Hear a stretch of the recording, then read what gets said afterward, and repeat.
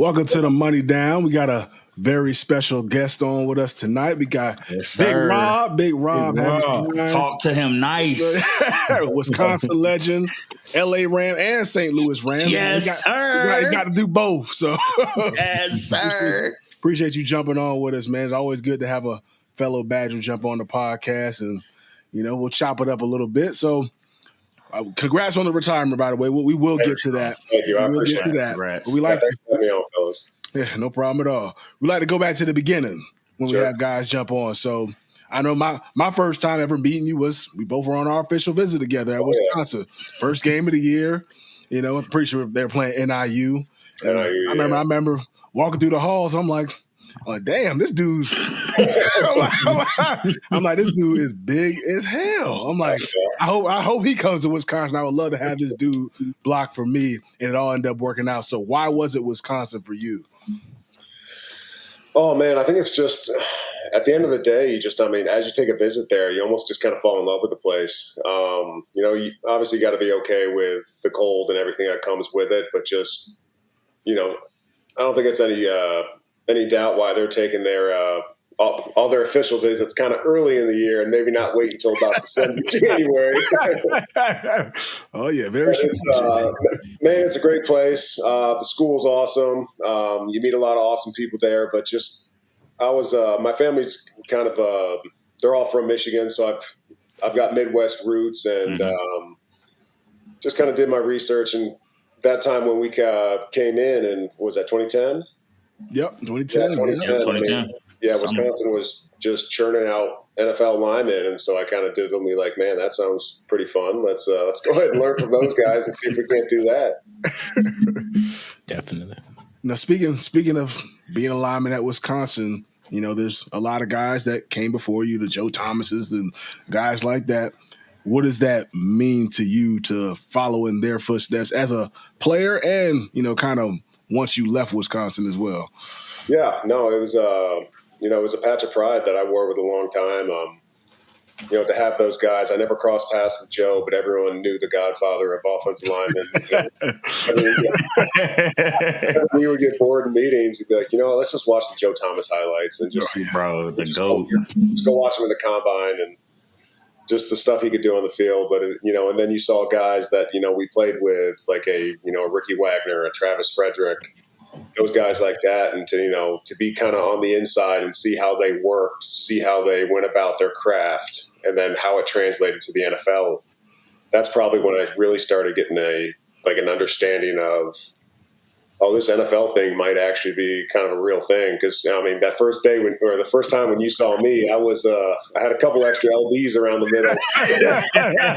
Bro, I was gonna say, what you came in at, like 380, 360? I think all of us looked at him and was like, "This dude big as hell."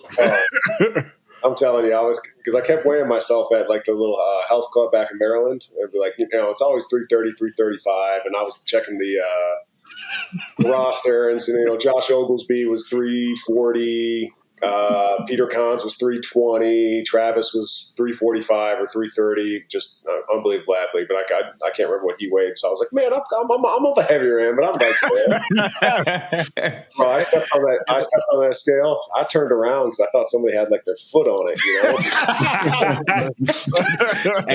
Hey, I know the morning workouts when you're trying to make weight, you got to drink them extra 16 G's. Have a buddy put his toe on the scale just to get a couple extra pounds. Yeah.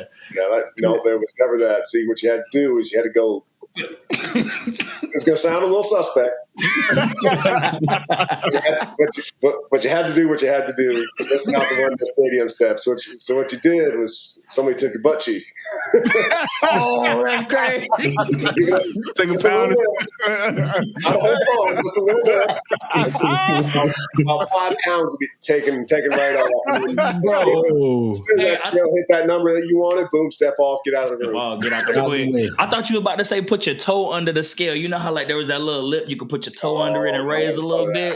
Nah, You y'all gotta do whatever it takes. I was pressing my finger into the wall, trying to take some off, and then moving it further away from the wall, and I was like, yeah, that might be a stretch, and me just fully extended out, trying to get some weight off. But facts. Man, there was a lot of hours on that Stairmaster those first couple years. So.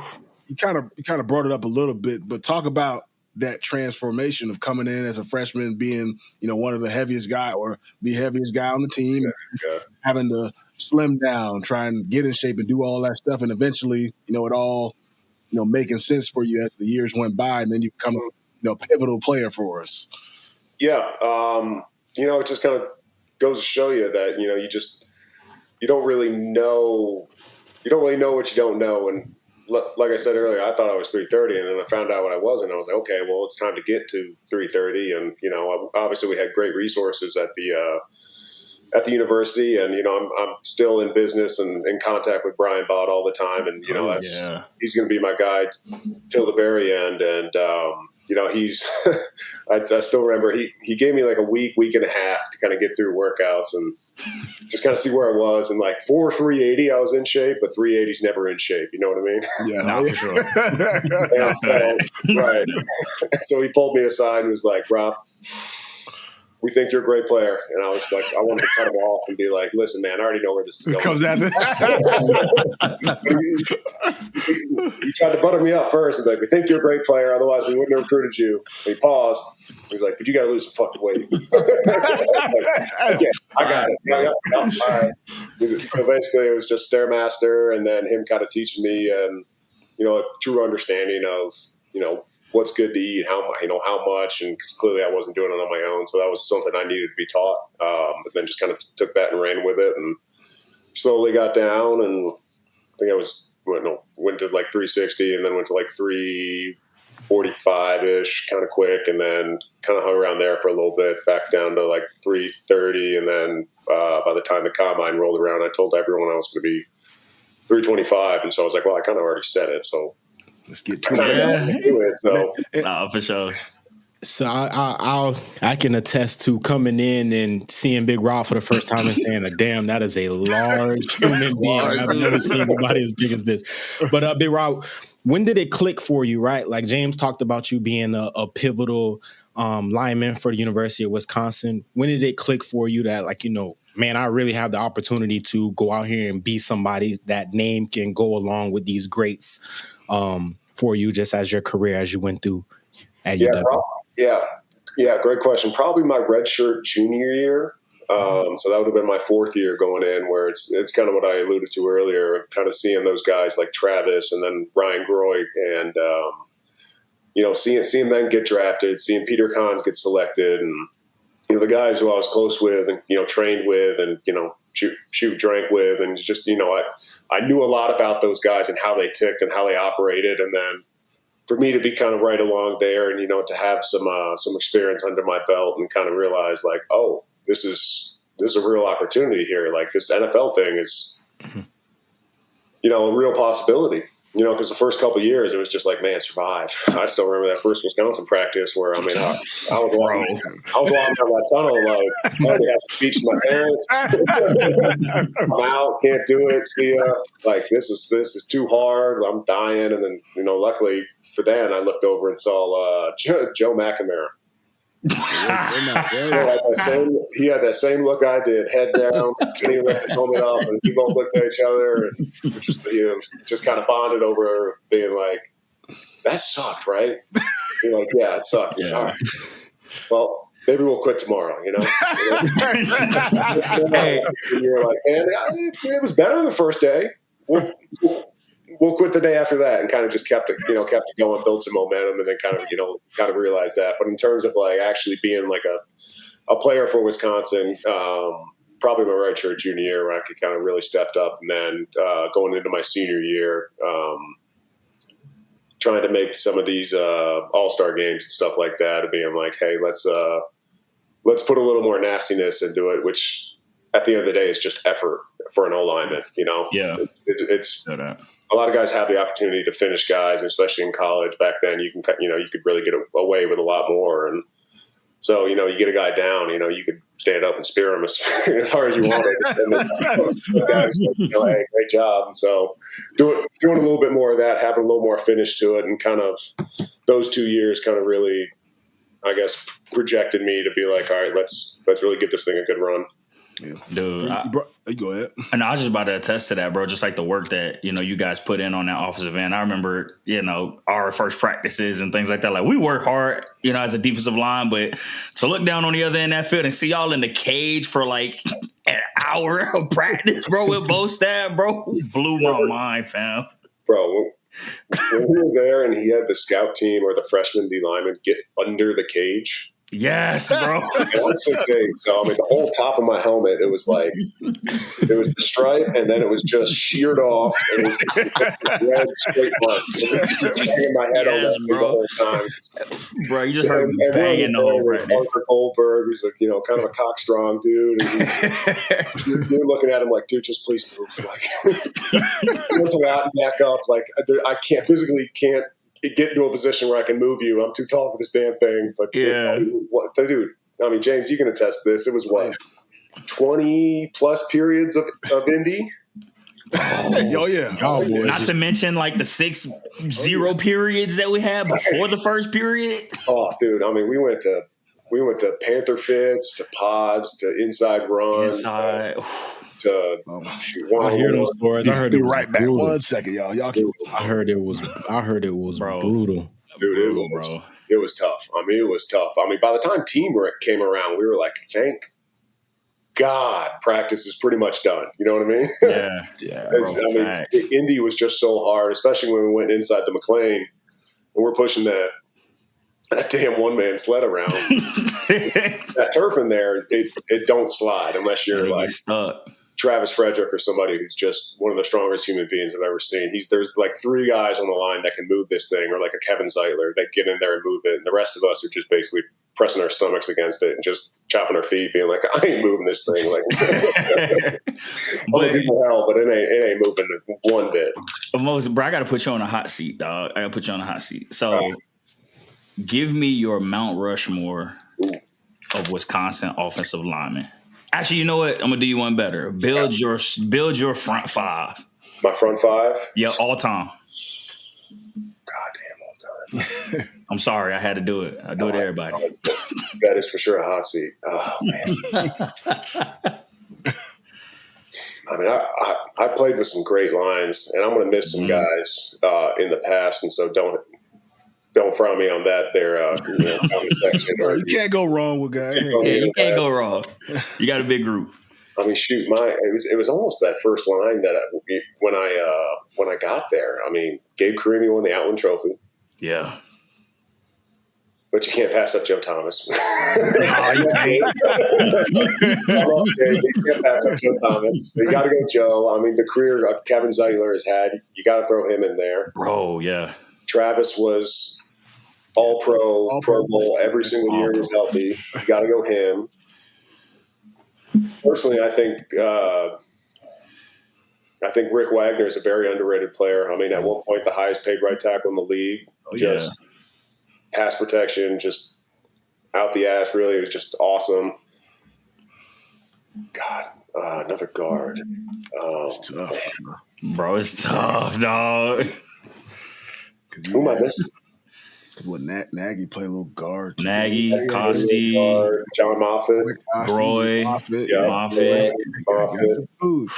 was a great center too. So, without naming straight down the line, it's just a culmination of those guys. Guys, before me, like an Aaron Gibson. But that was kind of before my time, and me not being a Wisconsin guy. I probably should re-up on my history a little bit. It's been about 11 years. Good, bro. But when you play, you play with dogs, bro. You were a dog yourself. I can speak to that. Every year going up against y'all, that's how I got better. Every year we reloaded up front. Mm-hmm. Every year. Came in at the exact right time, perfect time for that team and those guys, and awesome dudes, hard workers. definitely had some shit to him, probably a little wires crossed, but that's how it was to play offensive line back then. And so, especially with, Coach Bostad as your coach, it was tough. No, it was absolutely tough, but it was danged if you make you a good player because he taught you how to work.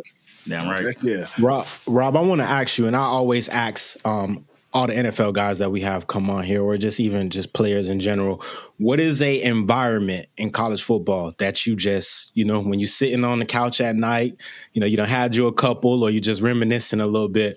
What's some environments that you played in and was just like, man, this is what it's all about? I know for me it was like Ohio State my freshman year, but you guys got a chance to play at Penn State, at Michigan, and all these historical places. What's somewhere for you that you think about at night that's like, man, what a time to be, to play, the game that we love? Sure. Yeah. I mean, I would love to say Penn State, but the only time we went there was Thanksgiving break. Yeah. It wasn't. And they weren't good like that. They beat us. But They beat us. They weren't good. Monty broke the record that game. Yeah, Monty did. I had a massive hold on that play on. It wasn't a hold. Clean block. But yeah, and then Ohio State was rocking, but their student section's in like the second row. Yeah. To me, that was weird. We're coming from Wisconsin, where it's like, the whole V is just them, and they're jumping crazy. As long as the game is later on in the day and they can get all their boosts in. That's right. Right. Honestly, what was wild was like one of the best ones was obviously Iowa. Mm-hmm. Michigan State's tough to be just because it's talking about like bench, and they are right there. Mm-hmm. There's some big fat drunk guy behind you who's just spitting on your neck the whole game. But what was it, 2013 Nebraska, where we had those horrible jerseys on? Yeah, bro. The unrivaled series. Yeah, dude. That was loud. That was pumping. That was rocking. So that was probably one of the best. And actually, I want to say the only one here, actually, I'm not sure if you ever went there, but the only one here to play at Michigan or even play Michigan is James. I never played Michigan. Yeah. No, I didn't either. It wasn't that loud. I was expecting Michigan. Much more. I was expecting so much more. They also were kind of going through a little bit of a rough patch at that time, but it wasn't loud whatsoever. So that was the Tate Forcier, Denard Robinson days, wasn't it? Yeah. Shoelace. Yeah, they're going through some times there. Yeah. So, I still remember that, just watching though, because I want to say y'all didn't throw a pass in the second half. Oh yeah, straight runs, at all, straight totes. Yeah, handoff. The rest of the game, it's awesome. Old school Wisconsin football right there. Man. Old school. So your Wisconsin career comes to an end. You come off a victory against Auburn in the bowl game. Thank God. I'm telling you, I went 0 for 4 in bowl games. So me and Bo Allen were like the only two to do that. Go 0 for 4. But so now it's time for you to enter the combine. What is that like for you getting prepared for it? And then what was that moment like when you heard your name called that the St. Louis Rams were picking you? Yeah, no, it was truly unbelievable. The kind of those same guys that I mentioned in the past, I leaned on a lot who had kind of been through the process, and calling them and be like, hey, what should I expect? What does the combine look like? What does the Senior Bowl look like? And so I had a good understanding of kind of what I was getting into. I don't know about y'all, but the combine was the worst football experience I had. Horrible. Dude, it's the worst. I was at the hospital till 3:30 the day before I bench pressed. I bench pressed at like 6:15, 6:30. Hey. I had ammonia packets in my nose, just like, come on. Gotta get it. And I'm trying to warm up, and they went quicker than what I was expecting. So I got 225 4 times. And I was like, all right, or 185 just warming up. I was like, all right, screw it. I'm gonna suck at this anyways. Let's go. Don't watch combine. And then with all the medical stuff, grabbing you every single limb is off the ground, and then does that hurt? It didn't before you did that. Now it hurts. But got through that, and then luckily for me, I was fortunate enough to get the Senior Bowl invite, and then it was just at that point it's just playing ball, which is to me it's like I'm not going to wow anyone with my combine stuff. what I can do is, get out there on the field and be like, oh, this guy just happens to know how to play football.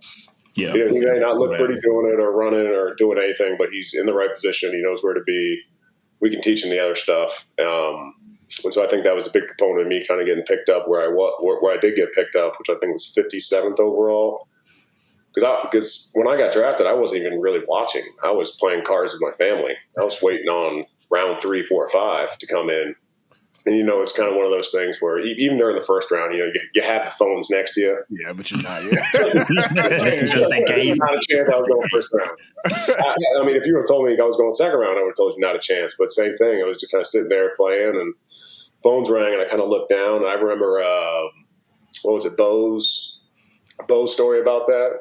Oh, yeah. The Red Cross called him at like round 4.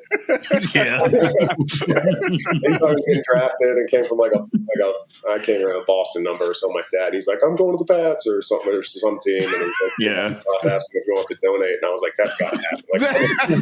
That's what this is. I kind of picked up, and I had horrible reception in my house, and he was like, hello, and it's like, this is. I think the first one I actually talked to was Artist Twyman from the Rams, who's our media guy. And, boom, ran outside because I had everyone in the house being like, what? Huh? What? So ran outside, got the call, and it was surreal. It really was. Just to hear your name and to come in, and then to have my agent, Joe, call and, congratulations. And then, that was back before the days before we had any money in college. And he told me my signing bonus, and it just what? Yeah. I got how much money now? And then taxes and all that, and you learn that pretty damn quick. So but it was, the whole thing was just truly unbelievable. And then, man, just a fun time. It really was.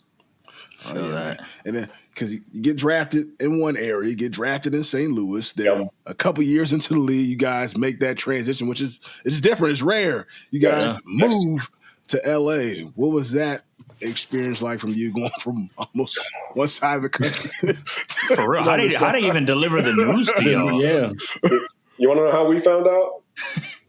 Watching the same Sports Center y'all found out. That's crazy. That's crazy.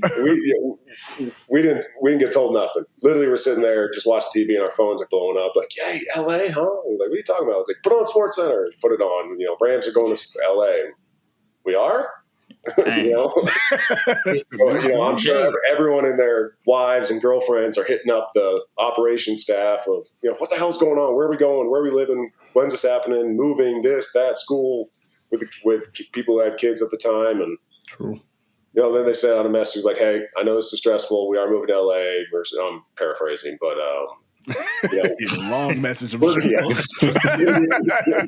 long. It was just, we're going to give you all the necessary information as soon as we can. Bro, this took months. That we didn't hear nothing. Wild. They're just like, hey, where are you going? No idea. Where are you going to live? No idea. Where are you playing? Not a clue. Wild. I'm still on the team, but we'll be in LA though. I can tell you that. Suburbs, don't know. So got that news, and then and then they made us fly out to LA to actually have the meeting. Like, we're all still in St. Louis, and they were like, hey, we're having the meeting for the details out in LA. So everyone gets on a plane. What? Did they at least put you That's not no class? up and down flight either. Of course not. No. Oh, no, it ain't no up and down. That's Bro, hold on. They had you sitting coach, fam? Yeah, probably. Yeah, that was, it was. And the price difference. Like, I don't know how expensive it is to live in St. Louis, but I mean, Not expensive. I don't It ain't think that expensive at all. It's going from St. Louis to LA. Mm-hmm. It was, the move was being talked about, and so we didn't really know, and so we were looking at houses in St. Louis, and we were just going to buy a house, just buy a house out there and move to LA, and it was like, nope, that's done. Where we're going, and then when we get there, the infrastructure wasn't set up, so where we were in Cal Lutheran University, where our first temporary facility was for 7 years or 8 years or something like that. Yep. That wasn't ready yet. So we used the Cowboys training camp facilities in Oxnard for all of our OTAs. And then from there, we went to UC Irvine for training camp. And you know how, like, in the middle of training camp, you're like, all right, we're breaking camp. We're still in camp, but we're going to go home. There weren't a home. When I go back to. We were in training camp for all 6 weeks. That was back when we had 4 preseason games.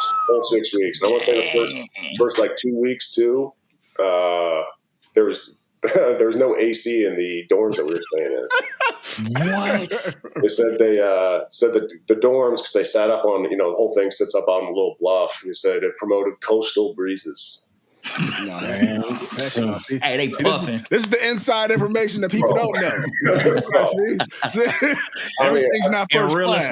In real estate, we call that puffing. They lying like a mug.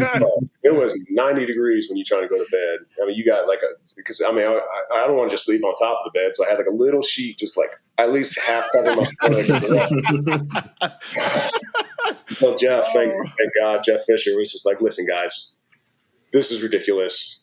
I mean, I'm talking about.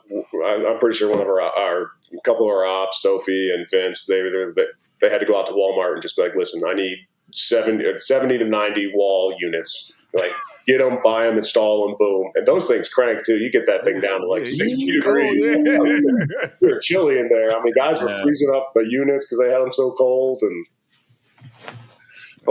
so finally got that done, and then we were able to, kind of get into a normal routine. And so, they tell you it's a temporary facility, and so realistically, you stay there for about 8 years. Every time it rains, it leaks. Now I'm just talking a whole bunch of crap right now. But right, but shoot, we won a Super Bowl in that facility. So it was like, facilities at the end of the day, it's nice, but they really don't matter as long as you kind of got what you need.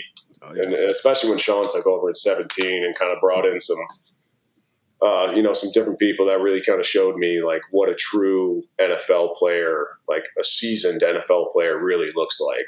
And he's done it at like high levels and like on winning teams, because there's a big disparity, in my opinion, in the NFL of winning cultures and not winning cultures. Oh, yeah.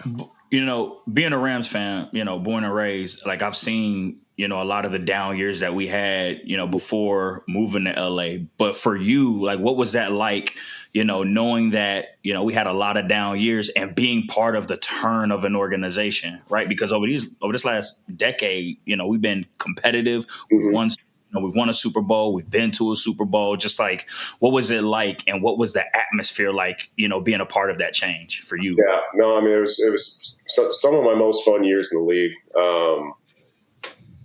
When Sean took over in 17, like I was saying, it was just kind of what he brought and just the people he brought in, and kind of just the football first, no nonsense, no real bullshit. Like we're doing everything trying to win. Like that is the number one goal. And that, as you stay around the league long enough and you hear enough people and kind of maybe see it firsthand, you realize that that's not the case in all the places out there. In my opinion, I may be wrong, but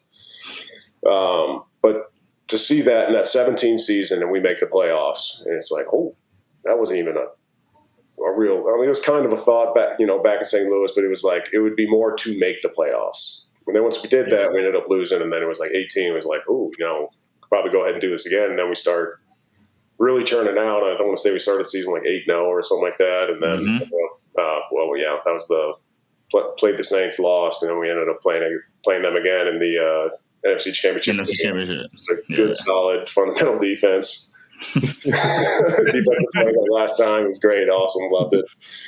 And but to be with that change and then kind of see how things adapt, to still remember how things were installed on day one, and then how that changes over the years about how defenses now see Sean's offense, because that was the biggest thing in 17 when he took over. Just nobody really knew how to hide any of this stuff, because he was so good at making you show your cards, where he knew exactly what he wanted to do. Mm-hmm. And it was a lot of fun to be a part of. Oh yeah, you talked about playing with some superior players. I mean, you played with quite a few. You played with Aaron Donald in his prime. You played with Cooper Yes. Kupp in his prime. You got to play with Matthew Stafford for quite a few years. Todd Gurley when he was in his prime. You got to play with Sue for a few years. You got to play with Jalen Ramsey. Andrew Whitworth. So Goodness. a long list of dudes. What was that like getting the opportunity to share the field with some literally legendary football players? Yeah, no, it was awesome. There's a lot of different personalities that go in the NFL. There's no one cut and dry way that, a superstar happens. Like you see a Matthew Stafford and just, humble as can be, but he will tear your head off in a second. I mean, it's like ultimate competitor. And that's probably the number one thing that you see with all those guys is the competitiveness and just the will to win, and no matter what he's doing. And not just Matthew, you can 100% say the same thing for like an Andrew Whitworth, and obviously Aaron has been on display for as soon as he touched a football field, and those guys, and they went about it in such a different way than like a Jalen Ramsey did.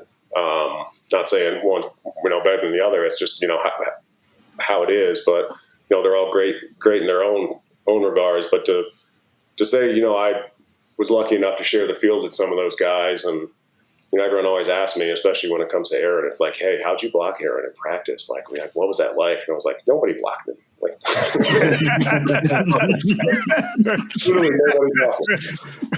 If you did, if you happened to block him one play, you were being like, all right, coach, time out real quick. I'm about to get put on my ass. Next play, it ain't going to go good for me. So just run the play somewhere else because I'm about to. And that's just, it's just how it was. But it was, for me personally, to learn from a guy like an Andrew Whitworth when he first came in and kind of take me under his wing and kind of show me how to be a good offensive tackle was, probably one of the most important things that happened in my career. And, there's plenty of other guys on that line. Roger Saffold was already there, and, he was an absolute dog. And then John Sullivan came in. Yeah. Our center, probably one of the, probably the smartest, not even probably, the smartest player of how he saw defenses that I've ever been a part of. And I remember I tried to make a call one time, and he was saying something else, and I thought I saw something else, and I was wrong.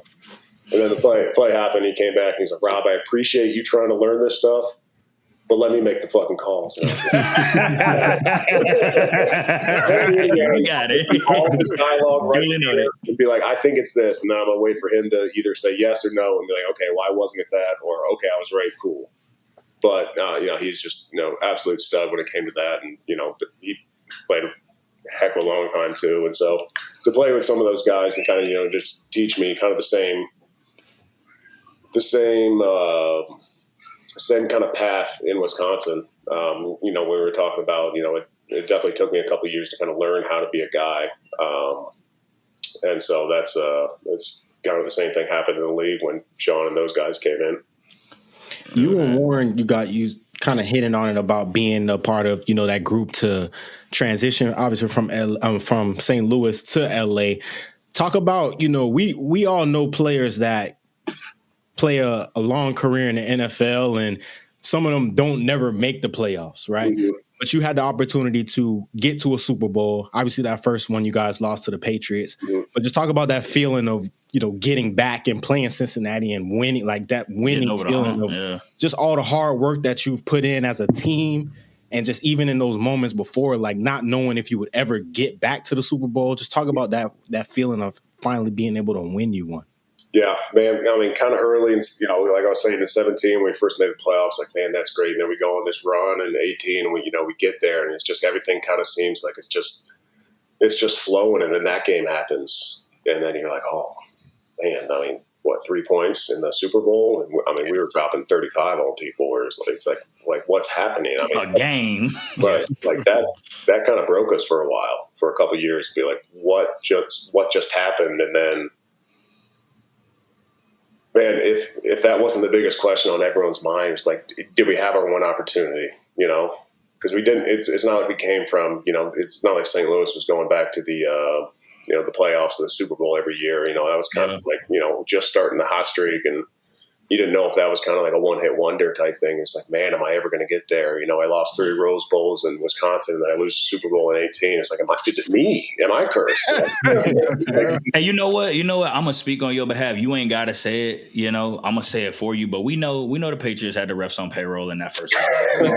We know how their organization works. Nobody scored. Who was on? What are you talking? We know. We know. No. I mean, honestly, it was a credit to y'all and a credit to y'all's coaches coming out there and just, I mean, honestly, having a better plan than us. And you know, it's just kind of one of those things where we couldn't really get the ball rolling and miss a couple big plays, and just, you know, like I said, we weren't doing what we were used to doing, so it was new for us, and we just couldn't quite rebound the way we wanted to. And y'all's defense up front was just causing everybody havoc. So, I mean, we were watching film, and we had a plan going in, and then that plan wasn't working, and then we're fighting on the sidelines and being like, we can't do it this way, I have to do it that way, and guys are getting in each other's faces, and I'm like, we're in the fucking Super Bowl, and we're fighting. I mean, that game was awesome. I know a lot of people hated that Super Bowl. I thought it was great. I mean, I didn't do shit that game. They had a great game plan for me.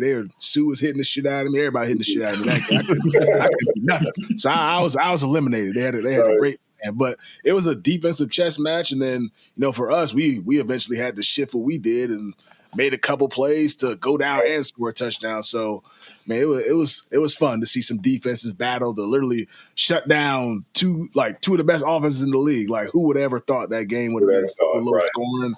So yeah, that's one of my. I know you didn't win, but that's one of my favorite Super Bowls. It's different. Right. I like it. Any Super Bowl win is a Super Bowl win, and you know, back to your question, SJ, it was you know, having that question and having a couple down years. 19 didn't go great. You know, I tear a meniscus and my knee gets infected. Mm-hmm. So it's like kind of one of those things where it's like, man, battle back. And it's like, all right, you know, what's the one thing that got me to even have some success I have is like, just go back to work, just go back to work, just go back to work, find a way. And that's something I think, you know, Sean did in a massive way. You know, his evolution of when he was when he first became head coach to where he is now is almost night and day difference. You know, the brains and everything are still there, but just his mindset about how to go about it is so different. And kind of that change started happening, and all of a sudden we started making the playoffs. And then, you know, a couple key injuries, and then we have, you know, 21, you know, we have kind of that fuck them pick season. And, you know, you bring in a Bond. Yeah, fuck them picks. You bring in a Jalen Ramsey, and then I think bringing in Vaughn was probably one of the biggest things we did, just because he spoke out loud on what it took to win a Super Bowl. And a lot of those guys weren't on that 18 team or on the 21 team. There's a couple of us, but just speaking on it about what it meant, what it actually takes, and then finally getting there. And then even when we played the Niners at home in the NFC Championship game. Yeah. Probably should have lost that game too. I mean, that was a crazy one. Yeah, that was a crazy one, a wild one, and just happened to squeak one out. And shit, even the Tampa Bay game before that, you know, we go up 3 scores. So I was like, dude, we're about to get pulled. Like, I'm about to sit. You know, go rest up. You know, shoulders right. All of a sudden, touchdown. We're basically going in overtime. I'm like, what? Yeah. And so, because, you know, we always kind of joke about it, because you look back on that season with kind of rose-colored glasses where you're like, man, we were whooping everyone's ass. Then you go back and look at the actual playoffs, and it was like, all right, big play to Cooper in the Tampa Bay game, kick a field goal to walk off. Shit, that one almost got blocked too, because the guy, the left end wing, I don't know, the guy on the left side, basically times the count super hard, probably offsides, but, you know, once again, I'm biased. Almost tips it, but the thing goes through. You know, we advance. The Niners game, you know, there was a ball get tossed up there, and safety, you know, just should have made a play, didn't make a play. Ball gets dropped. We go down, and then you finally get there, and you're playing, and it's kind of going well, kind of not going well, and then you go out there, you throw a little touchdown to Cooper. Shit, the play before that even. Yeah. Talking about how thought I was kind of cursed. We throw a touchdown to Cooper, and I get a holding call. But it wasn't a touchdown. I want to say he dropped it, but I want to say they called pass interference on Logan Wilson. Yeah. Oh yeah, no, not even that one. After that one, someone kind of launched into Cooper and drew a flag, so ours were offsetting. So it's like, my hold kind of didn't happen. It was just I got a holding call, and I was like, man, I'm cursed. It's official. Like, it was one of those plays too, because they were dropping both ends. And they brought two safeties up the middle, so technically we should be hot, but the ends got out of there fast enough, and the safeties hit it late to where we were able to kind of fall back and secure protection. But Matthew saw it right. He was like, "Oh, we're hot on this pressure," so he starts rolling out to his right. I didn't know that. So all of a sudden, my looping 3-tech, I'm like, all right, this is easy, boom. He starts kind of running that way, and it was like, you can't call that. Come on, man, I'm the Superman. It was a dot, and thank God Cooper's okay, but he ends up getting kind of blasted, and the penalty's offset, and then we go down and score, and then Aaron takes over and just does what Aaron does. And I'm talking about when we jogged back out there to take the knees, because I was telling, just all the work and almost all the luck that it takes to get there, for guys to stay healthy. I mean, I was bawling that whole series of knees, just crying uncontrollably, not trying to, just like tears streaming down my face, just knowing like you climbed to the top of the mountain, you finally got there, and all the work, all the sacrifice, all the pains and aches throughout the year is like, man, it was worth it for that one moment. Oh yeah. It was like just a truly unbelievable moment. Something I'm never going to forget. Yeah, it's euphoric, man. There's no really better feeling, as a professional athlete. So, I mean, that's one part of it. You get the game day, then the after party's fun. Then you start partying. You party for a couple weeks after that. You do those next There's a lot of beer strength. Well deserved. Hey, appreciate your service, brother. Appreciate your service, brother. No problem. But what? I wanted to ask you, like being retired now, because you can talk about it. You can say what you like. What is it? What is it going to take for us? I'm gonna say us. What's it going to take for us to get back to that dance this season? Because we had high expectations last year, right? We had, we brought in DA, obviously. They always, they say we have some questions on the back end, but coming off of the year prior with what we did in the playoffs, had some really bright moments, so young core looking to continue the momentum. Didn't end how we wanted to, but what is it going to take for us this year to get over the hump and get another Super Bowl? What you think? Man, I don't think it's much. I really don't. I mean, I think that team's set up for success right now, and I think being that close to it and then seeing the way that Super Bowl went down too, which just it almost makes it hurt that much more going. Obviously every competitor in the NFL is being like, man, if we were in that game, we would kick their ass. You know what I mean? It was right there. It was just such on the cusp to where it's just continue to work, continue to grind, trust that process. It's all the small things that Sean preaches, and he preaches a lot about those little things. I mean, there's 17 acronyms that get thrown around, but gosh dang, are they not true? I mean, it's fundamental football is attacking, it's situational masters, and our T for fast is the ball, which kind of doesn't make sense, but the ball is super important. So it's, don't turn it over, get turnovers. Boom, there. You're going to have a great chance to win the game. But a lot of the other acronyms work a lot better. That one still had a little bit of question mark to it. But, I think that team's set up and ready to go. And, I think guys are hungrier than ever. And so hopefully guys come back healthy and ready, motivated and ready to go and not kind of resting on past laurels. And it doesn't take another 3-year hiatus of kind of figuring it back out. But I think the way Sean is wired right now, there's not going to be any of that because he will not allow that. Just the type of coach that he is. When he first came in was great, and then where he is now is even better. And so it's I think he's going to have those guys ready to go. Yeah. As an athlete, for all of us, we want to play as long as we can in the sport that we're playing. You battled some injuries last year.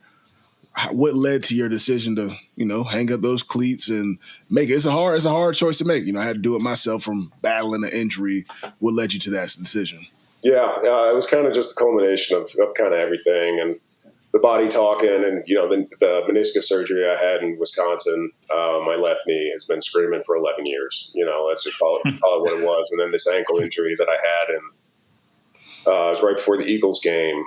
I got kicked on, which it may have been that, it may not have been that, and but that was kind of the catalyst that kind of really set it off, and so the ankle just kind of never really got better, and even with the first 4 games I took off, and then I came back for the next 3, and it just still never felt better, and I was like just hurt enough to play, but just hurt enough not to play well. And it was just kind of one of those things where, man, it's just mentally, it ragdolls you there for a while, because it's like, I just can't move. I can't do the things I want to do physically. Mentally, I'm all there. I'm locked in. I'm ready to go. It's just when your body tells you, hey, you can't do it anymore. Yeah. Then it almost kind of makes the decision for you. And, fortunate enough for me, I was able to get a great career out of it. But it was kind of one of those things. And then once that ankle happened, it's still, I look down, it's still swollen. I just went on a 20-minute walk before this, just, trying to keep some LBs off, and still hurts every step. It hasn't gotten better. So I'm going to get that cleaned up here in a couple weeks. And so, it'll be my 10th surgery since Wisconsin. Dang, so that's a long list of work. And I was just kind of ready to be done, Yeah. Mentally, if I could go back and not have to physically do it, I'm there. You know what I mean? I feel that. Especially with the team being so good too. That's what makes it hard. Because I truly believe that they are going to be right there in the mix, and it's not going to take a lot. It's just going to take the same stuff, and then maybe the ball rolls your way 1 or 2 more times, and that's all I think it's going to take. Yeah. There's a couple other teams that are out there. Seattle's going to be great again, but those are going to be awesome battles. But yeah, in terms of me, it was time. It was ready. Body was talking. I was just ready to move on and kind of see what's next. Yeah. Yes. Speaking of what's next, it's still relatively new, but do you have any ideas of what you want to do going forward? I know it's probably take some time to relax. Your husband, your father, you want to spend some time with your kids and your wife and everything like that. Do you have any future plans for a job or anything like that? Yeah, kind of taking it slow right now.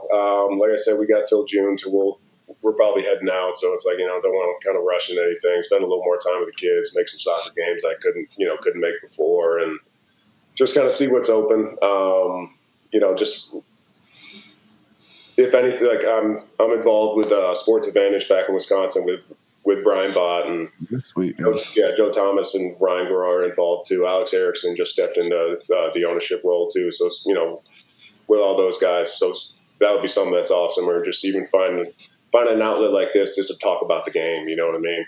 And just having, just to be around and, talk to some guys. And because I feel like that's kind of the hardest thing in retirement. You go from all day, shooting shit with the boys, talking about ball, talking about anything but ball at times. But it's, you always have your boys, you always have a certain amount of time that's allocated to, the guys. And that just kind of stops.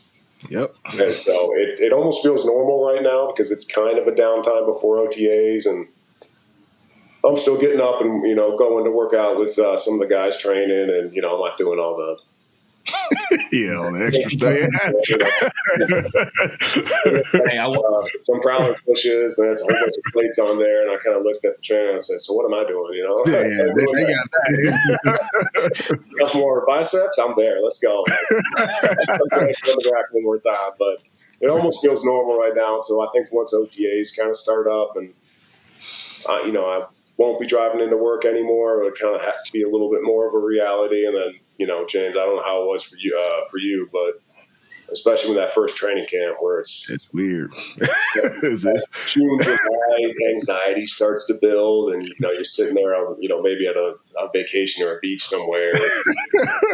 Yes, working out. Guys, push up real quick. Got to do this. So to get a couple in real quick and to not have that, but have your body almost still kind of be in that same zone, it's probably going to be tough. But that's something that, I got a great support system. My wife, my kids, my mom's out here right now. So it's awesome, man. Hey, you know what? I don't want to go back too much, but I have to take a walk down memory lane, Okay, bro. what we got? Bro, pour your heart out. Tell us about that in-towner clam chowder for those that don't know about it, dog. Hey, every time a Wisconsin guy comes on, bro, we gotta lament over the in-towner clam chowder, dog, because they don't do it no more. They don't do it no more? No, I think different so. hotel. No more. Switch the Different hotel. hotel. I think We got to pour one out. once Fickle came in, they started doing a different Taking hotel. away the experience, man. That's an experience. But is the clam chowder gone, or are they just not eating it anymore? I don't know. Different hotel. I don't think they do clam chowder anymore at all. Like the Best Western's gone? No, the Best still Western's there. still there. But Okay. But they don't do. They only did the clam chowder at the Best Western for us. They didn't do. Oh, it that wasn't a for other staple. people. That was just for us. No, bro, that was for us. That wasn't a staple, dog. That was just for us. Oh man, that's sad. Yeah, it was just. I mean, you could stand a spoon up in that thing. Like there was Top tier, bro. Thick, bro. Right. Did it. Top tier. 10 pounds in a bowl right there. Just grabbed that and ate it, and that's probably why I was always fighting to keep it. 3 bowls of that, and man, it was good. It was good. Bacon, cheese, Yeah, oyster, bacon hot bits, sauce, cheese, hot oyster sauce, crackers. a little bit of everything. It wasn't traditional clam chowder for all the purists out there. Yeah, you a Maryland guy. But still, damn, it was good. Yeah, dog. It was good, It dog. was so good. Man, I'm sad to see that thing left. But there's got to be a recipe floating around somewhere, so maybe we can kind of blow this up and get that thing shipped out. Bro, I think it's the Krabby Patty secret formula, brother. Ain't gonna share it. Somebody's got it. Somebody's got it there. Sure, somebody's still living around there that made it once or twice. Somebody got it. Steal that thing, then. Come on, man. Oh, man, we appreciate you, Big Rob, for joining us Facts. once again. Know you enjoying the downtime with the family. Won't keep you too much longer. Best of luck in retirement. Enjoy the wife, enjoy the kids, and enjoy the free time, man. It's nice. It'll be a lot of mixed emotions for sure. Talk to him nice. Rams Nation, stand up. Let's go. Yeah, it's your number one supporter right there. That Number guy. one. No, They can't do no wrong. no, bro. We going back, bro. We getting another chip this year. Come on. I'm right there with you. Yes, sir. Yes, sir. Appreciate you. I appreciate it, fellas. Thanks for having me on. Of course.